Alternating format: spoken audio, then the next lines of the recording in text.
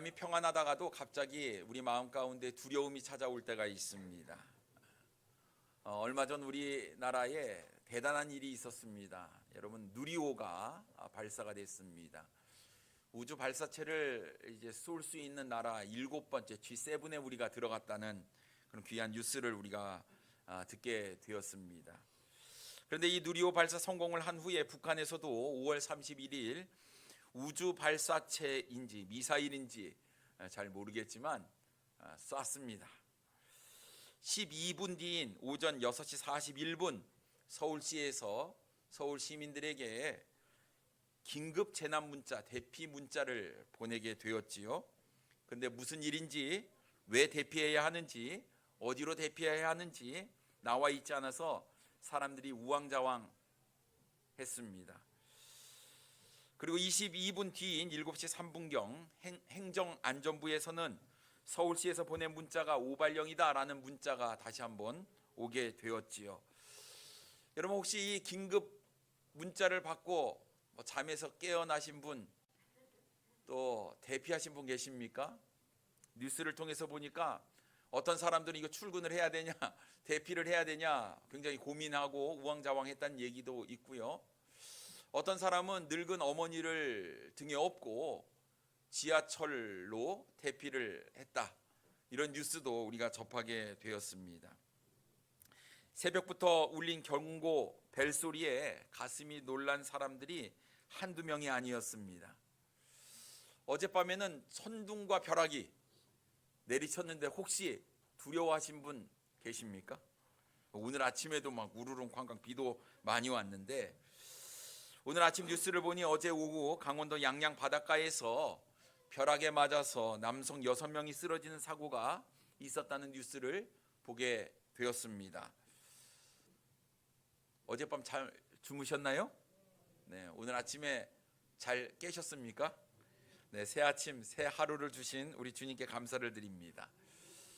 자, 하루하루를 살아가는 것이 이게 어떻게 보면 평안함 가운데 사는 것 같아도 갑작스럽게 찾아오는 것 때문에 우리 마음 가운데 두려움이 생기게 되는 것, 걱정과 염려가 생기게 되는 것, 그것이 어쩌면 우리의 삶의 모습이 아닐까 싶어요. 오늘 우리는 본문 말씀을 가지고 두려워하지 말고 믿기만 하라라는 제목으로 함께 은혜를 나누기를 원합니다. 첫째로, 나에게 주어진 상황 때문에 두려워하지 말아야 합니다. 예수님께서 갈릴리 바다 건너편 가버나움으로 건너가셨을 때에 회당장 야이로가 예수님께 나와왔습니다. 여러분, 이 회당장, 이 당시 이스라엘 사회에서 높은 지위에 있었던 사람임에 틀림없습니다. 회당이란 유대인들이 모여서 율법을 가르치고 강해하기 위해 모이는 장소를 이야기합니다만, 단순히 종교적인 이런 기능뿐만 아니라 많은 사회적인 기능을 감당했던 곳이 바로 회당입니다. 학교 역할도 했고 재판소 역할도 했던 것이 바로 이 회당이었어요. 다시 말해서 이 회당은 유대인들의 삶 중심에 있는 기관이었다라는 것입니다. 이 회당의 장인, 회당장은 사회적인 명예와 존경이 뒤따르는 사람이었지요. 이럴 정도의 신분을 가지고 있는 사람이라고 한다면 예수님을 찾아가지 않았다라는 거예요. 왜냐하면 자신이 가진 명예, 힘, 자신의 어떤 신분이나 위치, 부, 웬만한 문제들을 다 해결할 수 있기 때문이었습니다. 더군다나 이 당시 예수님은 인기를 막 얻고 있었던 것은 분명했습니다만, 예수님의 어떤 출신이나 성분으로 인해서 사회적으로 인정받지 못한 사람이었고, 특히 바리새인들과 서기관들은 이 예수님의 행보를 낱낱이 주시하며 오히려 예수님을 신성모독죄로 예수님을 죽이려고 모의까지 하는 그런 상황 가운데 있었기 때문에 그렇습니다.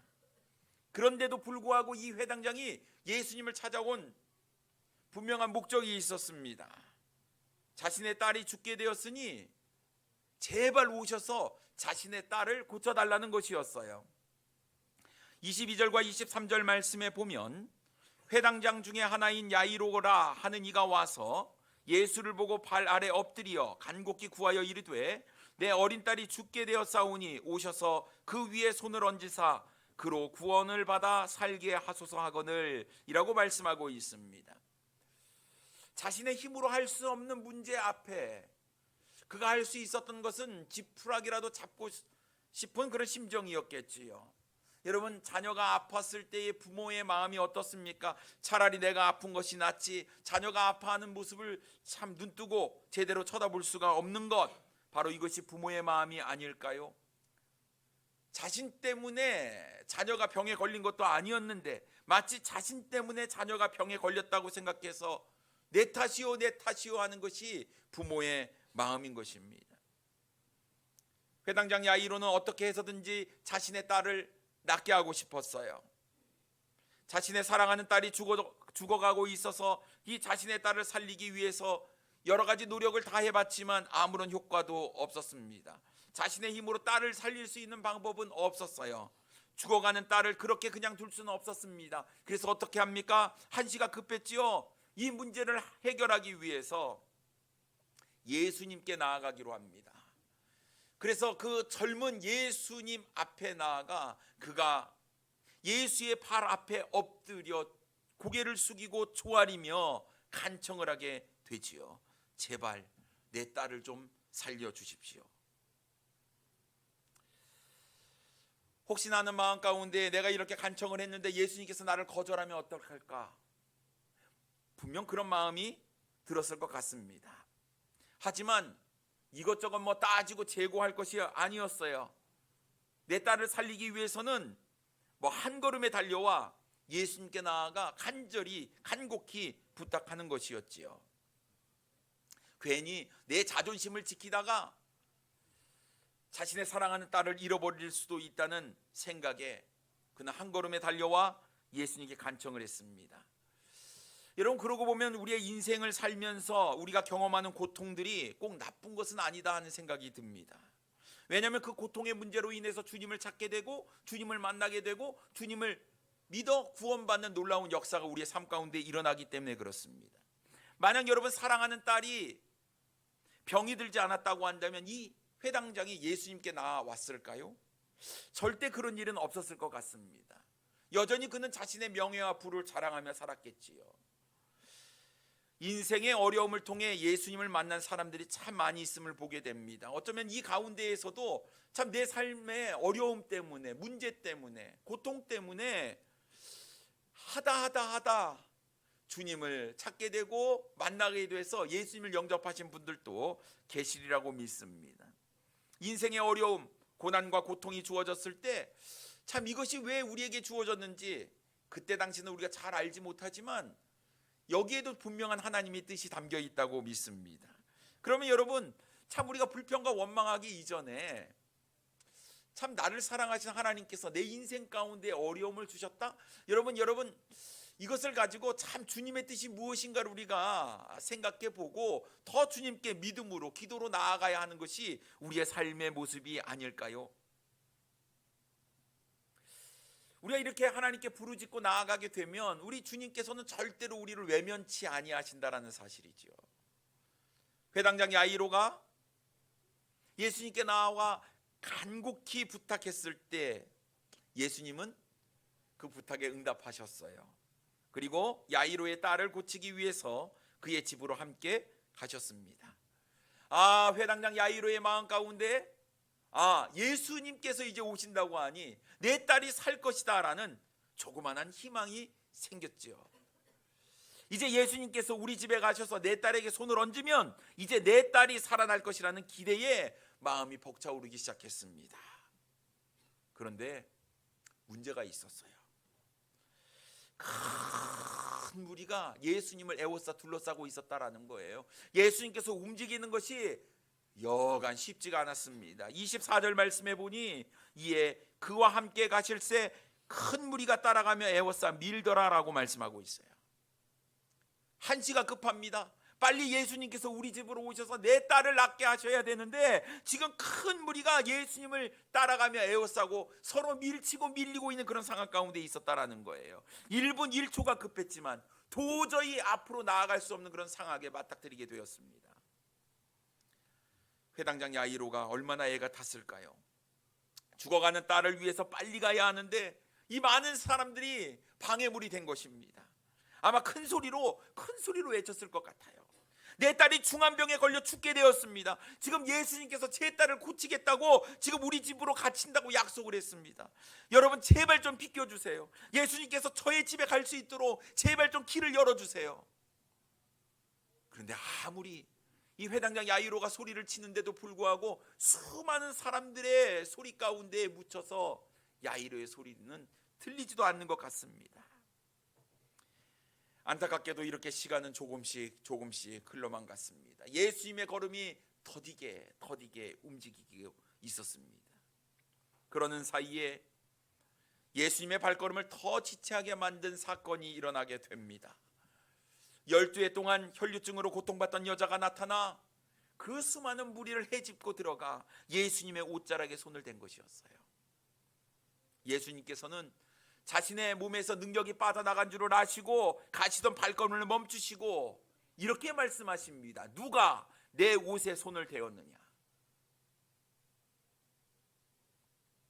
이때 제자들은 아니 사람들이 이렇게 많은 사람들이 애워싸고 밀고 밀치고 있는데 누가 내게 손을 대었냐고 그걸 물으십니까? 하며 못마땅하게 이야기를 하고 있는 겁니다. 아마 지금 회당장의 마음도 그랬을 것 같아요. 아니 지금 빨리 가셔야 되는데 아니 이 상황 가운데 누가 옷자락 만졌는지 이게 지금 뭐가 중요합니까? 그런데 그때였어요. 한 여자가 자기에게 이루어진 일을 알고 무리 가운데 나와 두려워하며 떨며 예수님께 엎드려 모든 사실을 아뢰기 시작했습니다. 그때 예수님께서 이런 말씀을 하시지요. 내 믿음이 너를 구원하였으니 평안히 가라. 여러분 34절 말씀에 보면 예수께서 이르시되 딸아 내 믿음이 너를 구원하였으니 평안히 가라 내 병에서 놓여 건강할지어다 라고 말씀하고 있습니다. 지금 주님께서 이 여인의 믿음을 칭찬하셨어요. 부정한 여인이었습니다. 몸에 유출병이 있는 거예요. 그럼 사람들 앞에 나올 수도 없는 겁니다. 격리되어야만 했지요. 그러나 그 무리를 뚫고 내가 예수님의 옷자락에 손만 댄다면 내 병이 나을 것이라는 이 믿음으로 나왔을 때 주님께서는 그 믿음을 칭찬하셨고 그 여인의 병을 깨끗이 낫게 해주셨어요. 병의 근원을 고쳐주신 우리 주님의 놀라운 축복이 이 여인에게 임하게 되었습니다. 여러분 예수님을 둘러싼 사람들이 이 모습을 보면서 너무나 놀랐어요. 그 여인이 누군지 알았거든요. 12해 동안 고통을 받는 여인이었습니다. 병을 고치기 위해서 많은 의사에게 찾아갔지만 오히려 많은 괴로움을 당했던 여인. 병을 고치겠다고 자신의 모든 가진 재산을 다 쏟아부었지만 하나도 나은 것은 없고 오히려 병이 더 위중해졌던 여인. 이 여자의 병이 낫는 기적을 거기에 있는 모든 사람들이 보게 되었습니다. 얼마나 마음 가운데 기쁨이 있습니까? 참 예수님 대단하신 분이다. 참 이 여인 참 주님의 놀라운 축복을 받았다. 하지만 이 순간에서도 애타는 마음을 가진 사람이 하나 있었어요. 회당장이었습니다. 너무 급한 거예요. 자기가 사랑하는 딸의 목숨이 경각에 달려 있습니다. 그 여인이 축복을 받은 거 하나도 기쁘지 않았어요.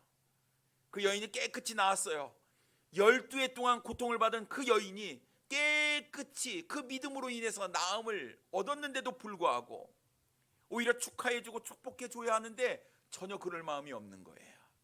왜요? 내 코가 석자이기 때문에 그렇습니다. 빨리 가셔서 예수님께서 지금 내 딸을 고쳐주셔야 하는데 시간이 자꾸 지체되는 거예요. 그러던 중에 회당장 야이로가 충격적인 소식을 듣게 됩니다. 35절 말씀에 보면 아직 예수께서 말씀하실 때에 회당장의 집에서 사람들이 와서 회당장에게 이르되 당신의 딸이 죽었나이다. 어찌하여 선생을 더 괴롭게 하나이까? 조금씩 딜레이 되는 거예요. 시간이 지체되면서 회당장의 마음은 애타 지금 이렇게 있으면 안 되는데 조금 더 빨리 가야 하는데 그런데 여러 가지 방해물들이 있었던 거예요. 예수님께서는 자신이 할 일을 하셨겠지만 회당장의 입장에서는 예수님이 자꾸 지체되는 것이 마음에 걸렸습니다. 그런데 자신의 딸이 죽었다는 소식을 듣게 된 거예요. 여러분, 타임도 있습니다. 골든 타임. 이 골든 타임을 놓치면 안 되지요. 그 시간이 지나가 버린 겁니다. 사람들이 얘기합니다. 이제 당신의 딸이 죽었으니 더 이상 예수님을 괴롭게 하지 말라고 이야기를 하는 거예요. 무슨 얘기입니까? 이제 다 끝났다는 겁니다. 이제는 예수님 와도 할 수 없다라는 거예요. 당신의 딸이 죽었으니 이제 됐다. 당신 충분히 노력했다. 할 일 다 했다. 그러니 이제 예수님 더 이상 괴롭게 하지 말라고 이야기를 하는 거예요. 이 말을 듣는 순간 회당장 야이로의 억장이 무너지는 것 같았습니다. 이 세상이 다 무너져 버리는 것 같았어요. 살리고 싶었던 딸, 사랑하는 그 딸을 살리고 싶었는데 죽었다는 소식에 야이로는 모든 것이 다 허물어져 버리는 놀라운 충격을 받게 되었지요. 여러분, 회당장의 마음이 어땠을까요? 모든 것이 다 원망스러웠을 것입니다. 예수님의 발걸음을 늦추게 한 예수님을 둘러싼 수많은 사람들이 원망스러웠을 거예요. 또한 예수님의 발걸음을 지체하게 만든 12에 걸린 그 12해 동안 혈류증으로 고통을 받다가 나은 여인도 마음 가운데 굉장히 미움이 싹텄을 것 같습니다. 왜 하필이면 이때냐?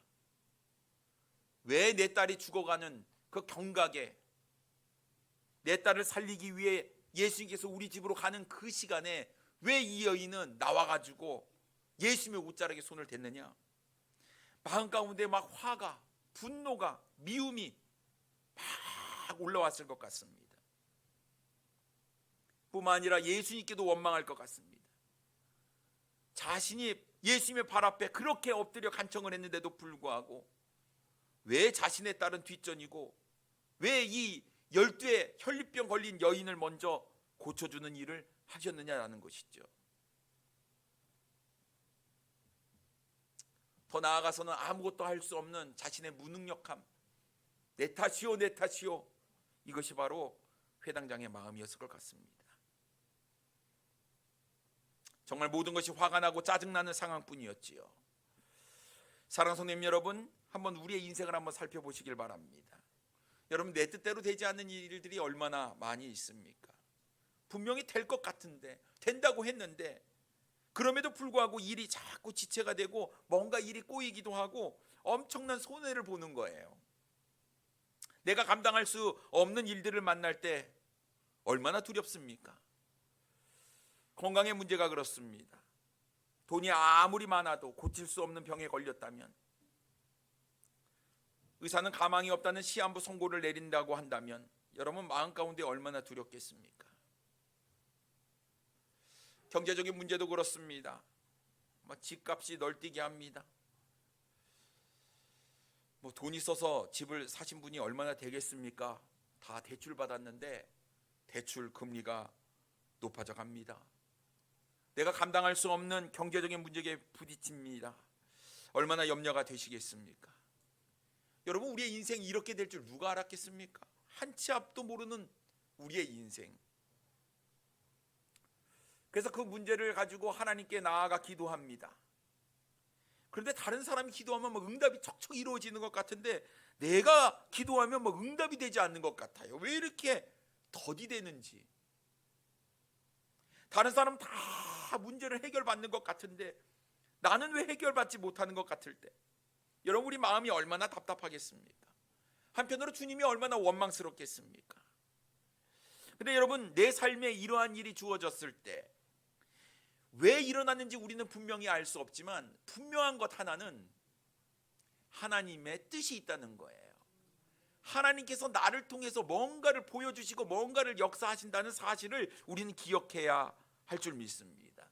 여러분, 절대로 남과 비교하지 마십시오. 하나님은 나를 향하신 계획을 가지고 계시고 다른 사람을 향한 계획도 가지고 계시는 거예요. 남이 한 것을 내가 똑같이 누려야 하는 법은 없다라는 것이죠. 그러면 주님께서 왜 일찍 가셔서 딸을 고쳐주시면 되지. 물론 상황이 그렇게 지체하게 만들었지만 예수님이 왜 그렇게 더디 가셨느냐 하는 겁니다. 분명한 이유가 있어요. 바로 회당장 야이로의 믿음을 강하게 하시려는 의도였습니다. 내 문제가 급한데 빨리 해결되지 않습니다. 내 문제만 해결되지 않는 것 같아요. 여러분 두려워하지 마십시오. 하나님의 뜻이 있는 거예요. 여러분 걱정하지 마세요. 염려하지 마세요. 오히려 다른 사람들이 기도 응답을 받고 다른 사람이 문제가 해결받는 것을 통해서 우리가 깨달을 수 있는 것은 내 문제도 주님께서 해결해 주실 수 있다. 그러므로 주님을 믿고 감사하는 마음이 우리에게 있어야 하는 거예요.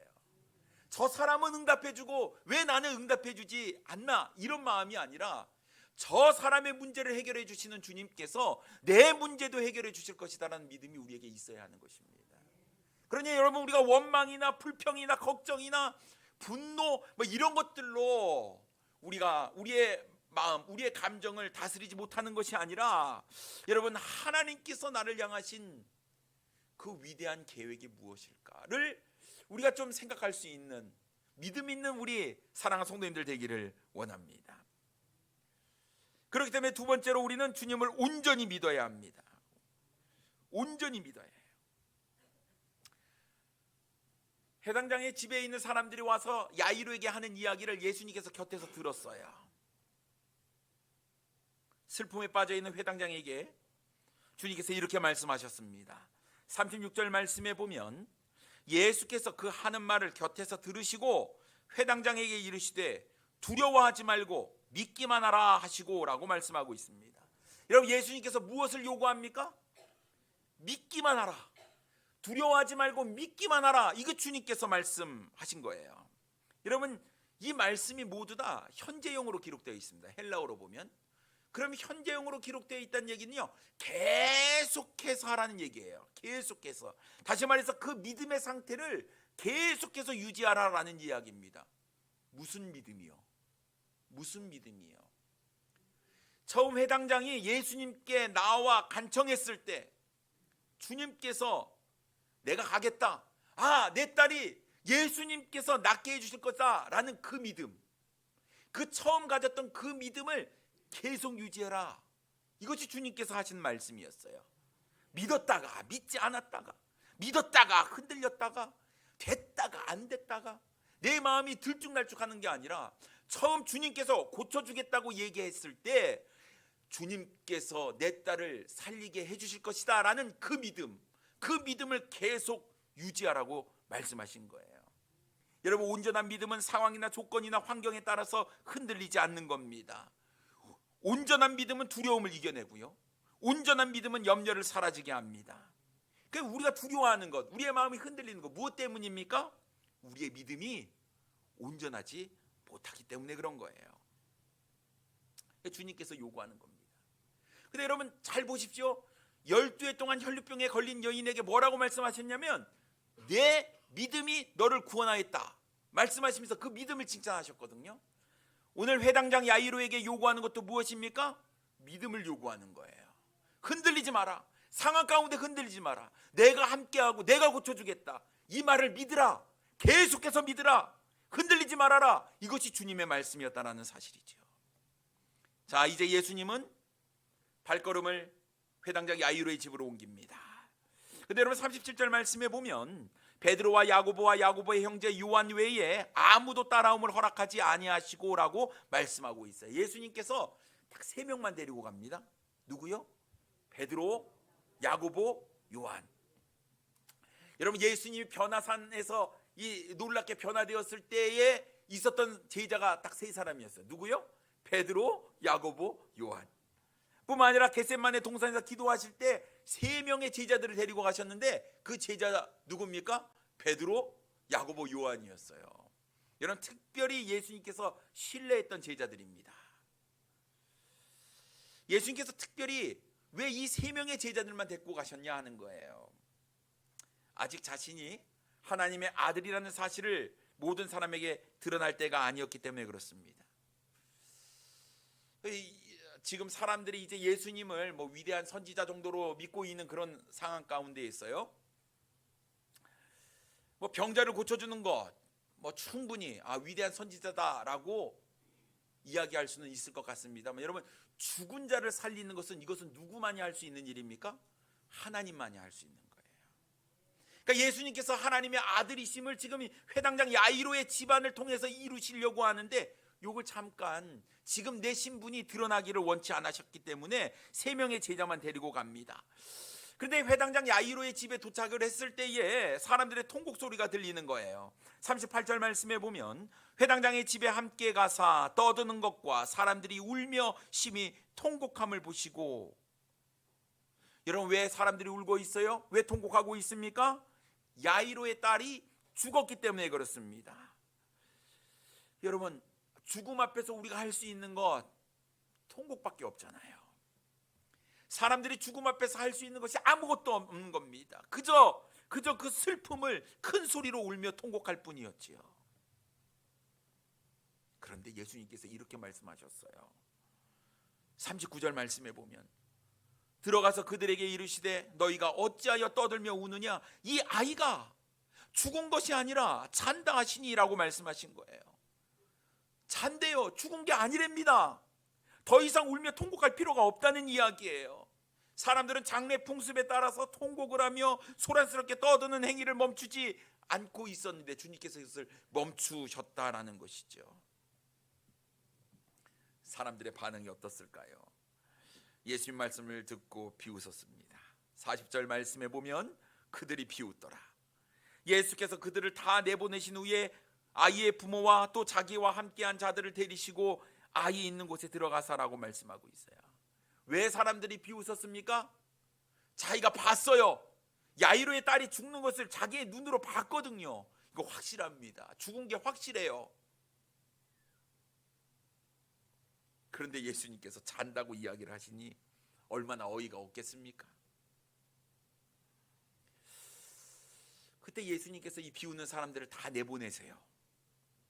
예수님을 믿지 못하는 사람들, 부정적인 생각을 가진 사람들, 여러분, 이런 사람들에게는 어떠한 기적도 일어나지 않습니다. 주님께서 지금 요구하시는 것이 무엇입니까? 믿음이에요. 근데 믿지 않는 사람들에게 무슨 기적이 일어나겠습니까? 12해 동안 혈루증으로 고통받던 여인이 어떻게 나음을 입었습니까? 믿음으로 나음을 입었어요.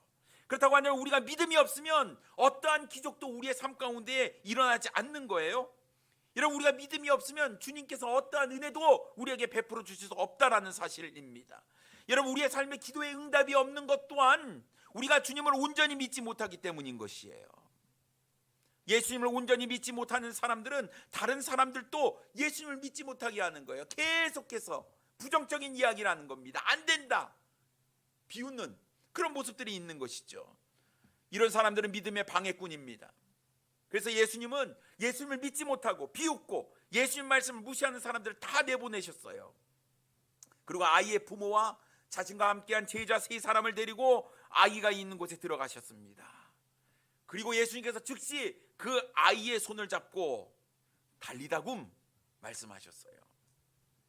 41절 말씀에 보면 그 아이의 손을 잡고 이르시되 달리다굼 하시니, 번역하면 곧 내가 네게 말하노니 소녀야 일어나라 하심이라.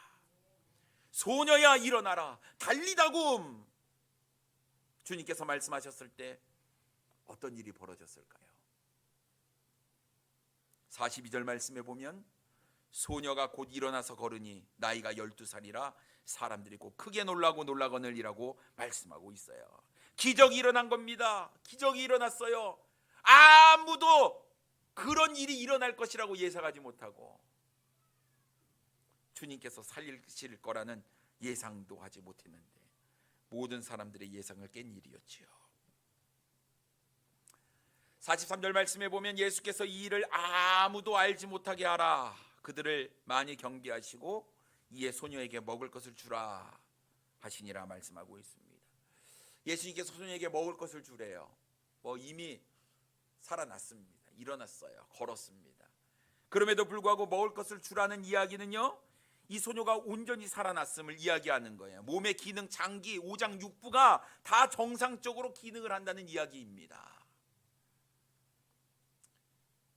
죽은 사람을 살리시는 일, 이것은 우리 주님만이 할 수 있는 일입니다. 예수님께서 이 일을 아무에게도 알지 못하게 하라고 그들을 많이 경계하셨어요. 이상하지요? 분명히 귀신 들린 자, 오늘 본문 앞에 보면요 귀신 들린 자를 고치셨어요. 사람들이 다 보는 앞에서. 혈류증 걸린 여인도 마찬가지였습니다. 그런데 오늘 회당장의 딸을 살리신 일만큼은 드러나지 않게 하셨다라는 거예요. 아직은 때가 아니었습니다. 내가 하나님의 아들이심을 나타낼 때가 아니었어요. 그럼에도 불구하고 우리가 나아가 주님께 간구하면 주님께서 우리의 간구에 응답하신다는 사실입니다. 그것이 우리 주님의 마음이에요. 문제가 무엇입니까? 우리가 주님께 나아가지 못하는 게 문제예요. 우리가 믿지 못하는 게 문제입니다. 여러분, 우리의 삶 속에 기적을 원하십니까? 어느 누구도 예상하지 못한 일이 내 삶 가운데 일어나기를 원하십니까? 주님의 말씀을 믿으세요. 주님을 믿으면 죽은 자도 살아날 수 있는 놀라운 기적이 우리의 삶 가운데 일어나게 되리라고 믿습니다. 왜 내 삶 가운데 놀라운 기적이 일어나지 않을까요? 귀신 들린 사람도, 혈류증에 걸린 여인도, 회당장 야이로의 딸도 다 놀라운 고침을 받고 죽은 자가 살아나는 놀라운 기적이 일어났는데 왜 내 삶 가운데 이런 능력이 일어나지 않는 것일까요? 믿음이에요. 믿음. 나의 연약한 믿음, 흔들리는 믿음, 나의 부족한 믿음 때문에 내 삶 가운데 주님의 능력이 나타나지 않는 것입니다. 사랑하는 성도님 여러분, 나의 믿음의 수준이 과연 어느 정도일까? 여러분, 늘 주님 앞에서 점검해 보시기를 바랍니다. 나는 주님을 온전히 믿는 믿음입니까? 입으로는 주님을 믿는다고 하면서 맨날 두려워하고 있지는 않습니까? 입으로는 주님을 믿는다고 하면서 매번 걱정하고 염려하고 있지는 않습니까? 여러분, 주님께 우리가 온전히 믿음으로 향해 나아가면 우리의 삶에 불가능한 것이 없는 줄 믿습니다. 마가복음 9장 23절 말씀에 보면 예수께서 이르시되 할 수 있거든이 무슨 말이냐? 믿는 자에게는 능히 하지 못할 일이 없느니라 하시니, 할 수 있거든이 아니라 할 수 있다입니다. 믿는 자에게는 능히 하지 못할 일이 없기 때문에 그렇습니다. 여러분, 그렇습니다. 때가 상황이 좋지 않을 수가 있어요. 내 뜻대로 일이 안 풀릴 수 있어요. 그런데 여러분, 절대로 부정적으로 생각하지 마시기 바랍니다. 나를 통해서 하나님이 영광을 받으시는 위대한 일을 하나님께서 계획하고 계시기 때문에 그렇습니다. 그러니 여러분, 내 일이 왜 안 풀리고 왜 내 일이 자꾸 늦어지고 지체되고 답답해서요 사방이 꽉 막힌 것 같을 때, 사람들이 100에 100 다 안 된다고 이야기할 때, 그런데요 주님이 된다 말씀하시면 그 일은 되는 겁니다. 사방이 꽉 막혀도 솟아날 구멍이 있는 것이죠. 주님께서 말씀하십니다. 두려워하지 말고 믿기만 해라. 염려하지 말고 믿기만 해라. 걱정한다고 해결되는 게 아니야. 걱정하지 말고 나를 믿기만 해라. 사랑하는 성도 여러분, 믿음으로 나아가시기 바랍니다. 온전한 믿음으로 살아가시기를 바랍니다. 그럴 때 주님의 놀라운 능력이 우리의 삶 가운데 나타나게 될 것입니다. 나의 삶을 억누르던 수많은 문제들이 해결될 것이고, 우리를 괴롭게 했던 문제들 가운데 여러분, 우리는 문제 해결을 받게 될 것이에요. 두려워하지 말고 믿기만 해라. 나를 구원하여 주신, 나를 사랑하신 나의 주님, 독생자 예수 그리스도를 전혀 아까워하지 않냐고 나를 위해서 보내주신 나의 아버지 하나님, 그 하나님께서 말씀하시길, 걱정하지 말고 염려하지 말고 두려워하지 말고 믿기만 해라. 나를 믿었을 때 그 믿음 흔들리지 말고 온전한 믿음으로 나아가라, 주님 말씀하십니다. 사랑하는 성도 여러분, 오늘 주님께서 우리에게 주신 말씀처럼 두려워하지 말고 믿기만 하시는 우리 사랑하는 성도님들 되기를 원합니다. 기도하겠습니다.